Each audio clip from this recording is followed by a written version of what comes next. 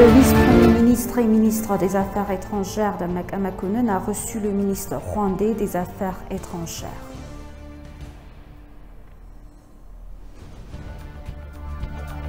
Le ministère de la Santé a signé un protocole d'accord avec la Commission de gestion des risques de catastrophe, le Programme alimentaire mondial et le Fonds des Nations unies pour l'enfance.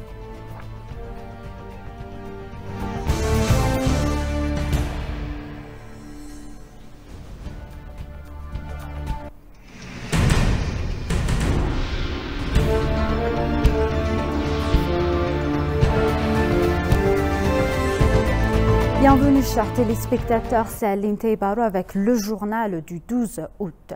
Le vice-premier ministre et ministre des Affaires étrangères d'Amak Amakonnen a reçu le Rwandais des Affaires étrangères et de la coopération internationale dans son bureau. Le ministère des Affaires étrangères a annoncé avoir mené une contribution sur le renforcement des relations bilatérales et multilatérales entre les deux pays.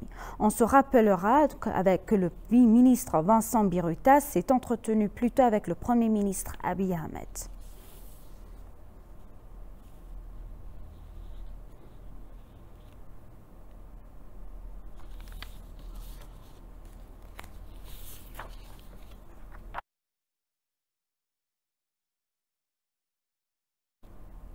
Le ministère de la Santé a signé un protocole d'accord avec la Commission de gestion des risques de catastrophe, le Programme alimentaire mondial et le Fonds des Nations unies pour l'enfance, ce qui permettrait d'inclure l'insécurité alimentaire dans le programme de santé ordinaire. La ministre de la Santé, Dr Léa Tadessa, a signé l'accord avec les responsables des institutions. Il a été indiqué que la coopération aiderait à renforcer la capacité et les ressources pour apporter des changements et soutiendrait également à coordonner la fourniture des ressources et des activités de renforcement des capacités. Comme l'a déclaré en même temps la ministre de la Santé, Dr Léa Tadessa, la malnutrition est un facteur de risque de mortalité infantile ainsi que des handicaps mentaux et physiques.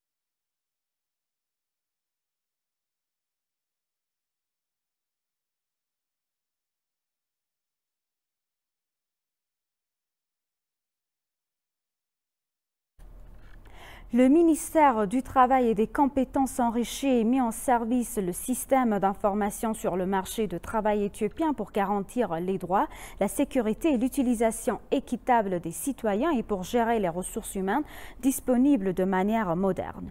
Le ministère du Travail vise à organiser et à renforcer les stations-service à centre unique avec des matériaux appropriés pour rendre le système accessible à tous les citoyens.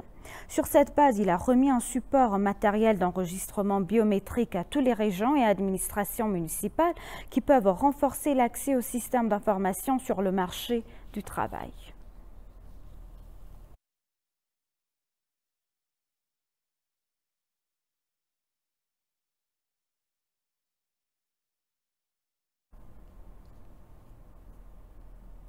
Le ministre de l'Innovation et de la Technologie, Bello Molla, a eu une discussion avec le président du comité permanent des affaires étrangères du Parlement japonais.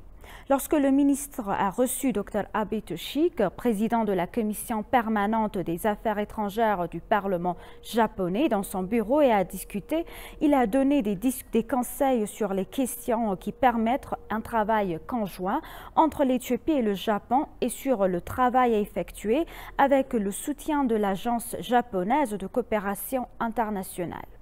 Il a été mentionné dans leur discussion que de grands efforts sont déployés pour élargir l'écosystème des startups avec le soutien et la coopération du ministère et l'Agence japonaise de coopération internationale. Des activités et les résultats obtenus grâce à la coopération et au soutien ont été présentés et discutés ensemble.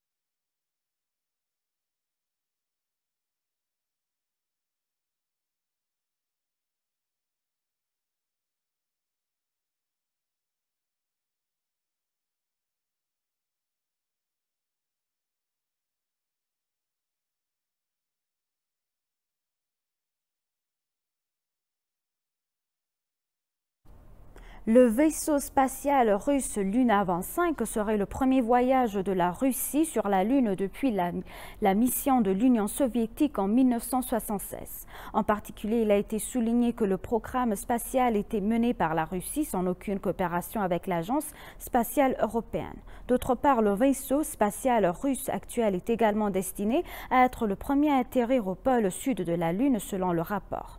Le rover Lune 25 a été chargé de recherche de l'eau sur la Lune. Il a été révélé que le rover atterrit sur la Lune après un voyage de 10 jours.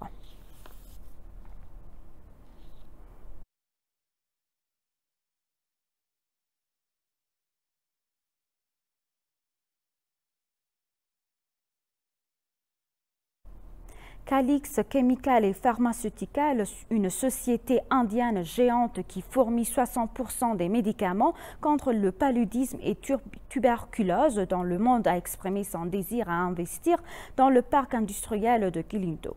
Le PDG de l'Industrial Park Development Corporation, Aklilu Taddessa, a reçu les représentants de la société dans son bureau et leur a parlé. Au cours de leur discussion, les représentants de l'entreprise ont présenté au PDG la proposition détaillée de l'entreprise concernant le plan d'investissement.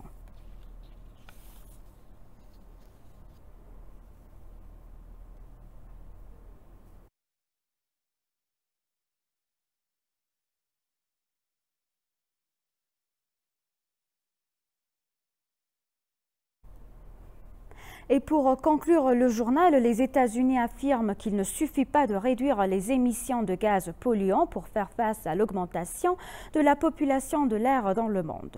Pour le succès du projet, l'administration Biden a annoncé qu'elle avait alloué un budget d'1,2 milliard de dollars pour la mise en œuvre d'un programme national à grande échelle qui éliminera et réduira rapidement le dioxyde de carbone. Chaque année, le Texas et la Louisiane devraient éviter 2 millions de tonnes d'émissions de dioxyde de carbone grâce au projet. Cela signifie que 445 000 véhicules consomment du carburant émettant des gaz nocifs. Les experts confirment que le projet d'élimination du dioxyde de carbone actuellement mis en œuvre aux États-Unis a la capacité d'éliminer 250 fois plus de gaz polluants qu'auparavant. Chers téléspectateurs, nous vous rappelons les titres principaux. Le vice-premier ministre et ministre des Affaires étrangères Damak Amakonnen a reçu le ministre rwandais des Affaires étrangères.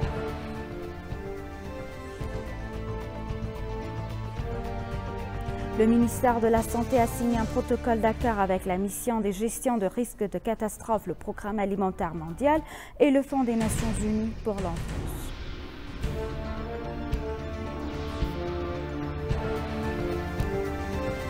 Merci chers téléspectateurs, c'est la fin du journal, c'était Aline Taïbaro avec le journal. Restez avec nous avec le reste des programmes. Bonne journée.